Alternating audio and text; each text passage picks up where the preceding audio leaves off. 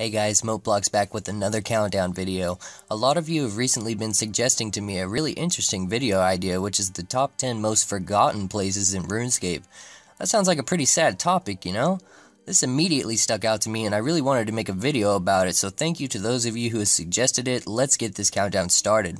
Number 10, Scape Rune. Ever since random events have become optional, many players just dismiss the random event immediately, which is understandable because they can be very inconvenient when you're in the zone trying to train. But do you guys remember the NPCs involved with them? On the island of Scape Rune, the island in which Bob the Jagex Cat takes you there, where everything is supposedly backwards, there's a woman there who has been stranded there literally forever as Bob's slave. When you talk to her during the random event, you could tell her that you love her and that you wanted her to come back with you. She would always tell you that her place was on the island to your surprise, and that your love could never be. Sadly, nowadays, I don't think she gets many visitors anymore. Number 9, the Berthorpe's Games Room. Perhaps years ago, even then, maybe you would see a few players down here in the games room playing board games that you could play down there, but nowadays it mostly just sits empty. I don't know about you guys, but whenever I use one of my games necklaces to teleport there, I'm often just using it as a method of transportation or as a shortcut to get to somewhere else, and I really never even actually think about the games room itself. This makes me kind of feel sad that I always ignore it or don't even acknowledge or appreciate it anymore, because it really does help me when I'm trying to get to some place close by near Berthorpe. Number 8, McGruber's Wood.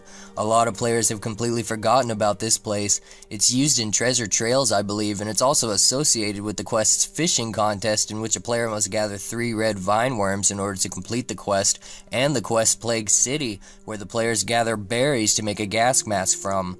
After you've done these quests, you really have no reason to ever go back to McGruber's Wood, and the area is really just sort of pointless to visit.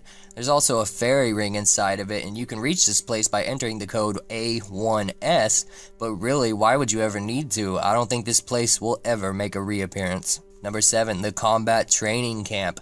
This is King Lathus' training grounds and can be accessed after the Biohazard quest, but in all honesty, why would you ever need to go here?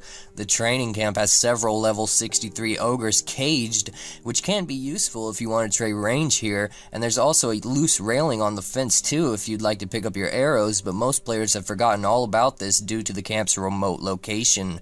There's also some attackable dummies within the camp, but they really serve almost no purpose either. Ava's Attractor won't work here if you do decide to train range here because of the fence, and there's also some beers on the table, but other than that, this place most definitely is forgotten by many and does not have much to offer. Number 6, Dorgesh Khan, the capital city of the Dorgeshun tribe of goblins that live underground. This was released to players on the 20th of March in 2007 and can be accessed after the completion of the Death to Dorgeshun quest. This city has a bank, a general store, an anvil, and a furnace, but you won't really find many people here. In fact, you'll probably find nobody here. This city was forgotten about a long time ago, probably because it's underground and no other quests have really revealed much about the city, and most players have long forgotten about this city and the goblins it belongs to too. But hey, in the storyline of Death to Dorgeshun, the goblins prefer it to be underground and be unnoticed by man. Perhaps it's for the best then. Number 5, Tutorial Island. Don't get me wrong, absolutely every player in RuneScape has once visited this island at one time or another. However, after you're done here, you can never return. It's sort of like the initiation process into RuneScape, but it really does help you for however many more years you plan on playing this game. I sort of like to think of it as all of our players starting out as children, and the tutorial island was sort of mother to all of us, teaching us how to do some of the most greatest things we will ever achieve in this game. Sadly, not many players have ever rethought about the tutorial island after they leave it, but all of us really do owe a certain amount of gratitude towards it.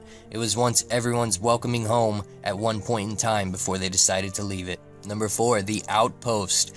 Involved with the Making History quest, the Outpost, now discussed by practically nobody, played a very important role in the history of Kent Darwin and the Ardignus line of royalty. It was established around year 30 of the 5th Age, shortly after the discovery of the Rune Essence mine by a wizard. It was later on in the 95th year of the 5th Age that it was used by a corrupt group of followers of Zamorak, who used it as their base and caused chaos in Ardown. It wasn't until a group of Saradominists and the Zamorakian religious practitioners had what is known as the Great Battle there, and that there was peace later on. Many years later, King Althus, who is known to have formed the Ardown City Council, had his two sons, King Lathus and King Tyrus, split Ardown into what is known as today East and West Ardown. The outpost is so important in the history of the development of Ardown, but sadly nobody remembers this, and nobody probably ever will. Number 3, Remington. Although this area has a house portal and is involved in a lot of quests like Dragon Slayer, in which you have to negotiate your way through Melzar's maze, this town is pretty much forgotten in RuneScape. It's very small, has a general store, crafting supplies store, and even an archery supply store. There's even a yew tree located here, but sadly I assume because there is no bank located in this town itself, it has never really thrived as anything to be of significance to other players. My guess is that this town is just for free players to have and be able to explore in, due to the shops located here, as well as the free player quest starter NPC located here too for Witch's Potion. This town is a simple town and pretty straightforward, and probably will never be much more than just that. Number 2, the Monk Monastery of Edgeville. Granted, this monastery is used in a lot of quests like the Great Brain Robbery, Garden of Tranquility, Scorpion Catcher, and the Curse of Zaros mini quest. There isn't much to do here. Back in the day, Pures used to train on these monks because of their high HP and low defense, and they never needed food to fight them, as the monks could heal you if your HP ever got too low. You can use a combat bracelet to teleport here, or the Lasar teleport on the Ancient Magic spell book, but other than being just that, a method of transportation or a shortcut to get somewhere else, the monastery doesn't have much to offer, and even though Pures always killed those monks, they still forgave them and would always heal you anyway. Number 1, the Champions Challenge underneath Champions Guild. Not many people have heard of this, especially new players. It's one of RuneScape's best kept secrets. The champions of the races sit amongst themselves down there, silently waiting for their challengers. However, they probably don't get many anymore. It is said to be that a challenge scroll is even more rare nowadays than a clue scroll is from a goblin. It's truly an honor to have defeated a champion, especially if you're able to beat all of them.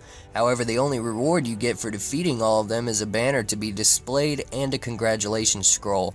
This is probably, unfortunately, the most forgotten place in all of RuneScape. That's it for this countdown. If you know what I should be counting down next, post it in the comments and let's make it happen. If I didn't use your suggestion this time, don't worry, because I just might in the next video. I saved the best suggestions for use later on, just so you guys know. Also, before this video ends, I'd love to give a huge, massive thanks to Wolf for making this awesome banner for me. Check this out, I didn't ask him to do this or anything. I'll leave a link down in the description where you can find his YouTube channel. Go tell him that Mokeplock said thank you. This seriously made my day, so thank you, Wolf. You're an amazing artiste. Thank you for watching, guys, and I will talk to you all later.